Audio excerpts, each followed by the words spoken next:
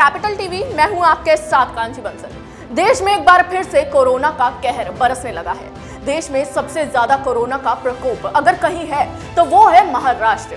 हालात ऐसे हैं कि एक बार फिर से महाराष्ट्र लॉकडाउन की कगार पर पहुंच गया है। ये रिपोर्ट देखिए। महाराष्ट्र में कोरोना के बढ़ते मामलों के बीच अटकलें लगने लगी हैं कि सरकार राज्य में लॉकडाउन लगाएगी या नहीं। सीएम उद्धव ठाकरे ने महाराष्ट्र के कोविड-19 टास्क फोर्स के साथ लंबी बैठक की, लेकिन लॉकडाउन और प्रतिबंधों के बारे में कोई फैसला नहीं किया गया। लॉकडाउन एक ऐसा धर्म संकट है जिसमें सरकार को कोरोना से होने वाली मौतों पर रोक लगानी है, दूसरी तरफ आर्थिक गतिविधियों को ठप होने से भी बचाना है। इन्हीं वजहों से लॉकडाउन की घोषणा करने से पहले मुख्यमंत्री राज्य के वरिष्ठ अधिकारियों, व्यापारियों और अन्य संबंधित लोगों से अभी और विचार विमर्श करने वाले हैं। महाराष्ट्र के वित्त मंत्री अजीत पवार और संबंधित अधिकारियों के साथ लॉकडाउन से अर्थव्यवस्था पर पड़ने वाले परिणामों और आर्थिक राहत पैकेज के मुद्दे पर चर्चा करेंगे। शिवसेना के मुखपत्र सामना में महाराष्ट्र में संपूर्ण लॉकडाउन लगाने की वकालत की गई है। सामना में लिखा गया है कि कोरोना संक्रमण की श्रृंखला को तोड़ना है तो लॉकडाउन के अलावा और कोई विकल्प नहीं है। इस संकट को राजनीति से परे जाकर देखना चाहिए। सामना में लिखा है कि व्यापार, उद्योग, स्कूल, राजनीति, मंदिर, मस्जिद जहां हैं वही रहेंगे, परंतु इंसान ही जीवित नहीं रहा तो क्या करोगे?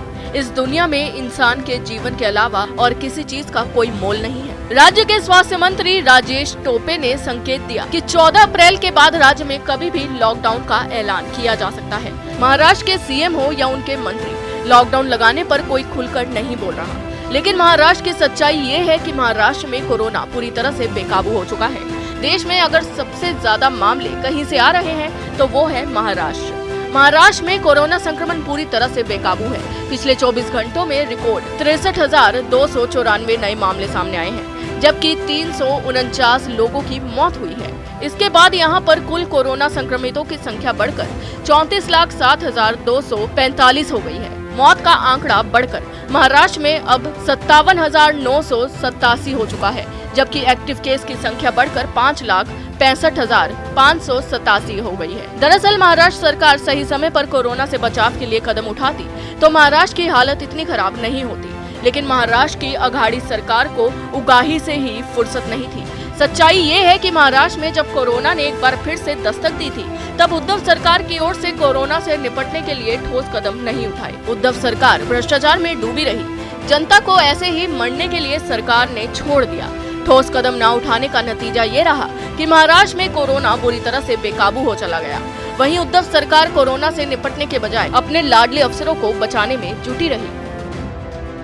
महाराष्ट्र में कोरोना की जो हालात है उसके लिए उद्धव सरकार ही पूरी तरह से जिम्मेदार है। उद्धव सरकार की गलत नीतियों की वजह से ही देश की आर्थिक राजधानी महाराष्ट्र को कोरोना ने एक बार फिर से अपनी चपेट में ले लिया है। अभी के लिए बस इतना ही। आप देखते रहिए कैपिटल टीवी। नमस्कार। अगर आपको हमारा वीडियो पसंद आया हो तो इसे लाइक करें, हमारे चैनल को सब्सक्राइब करें और हाँ, बेल आइकन दबाना ना भूलें ताकि आप तक हमारे वीडियो की नोटिफिकेशन पहुंचती रहे। आप अपना सुझाव हमें कमेंट बॉक्स में दे सकते हैं। हमारे साथ जुड़ने के लिए शुक्रिया।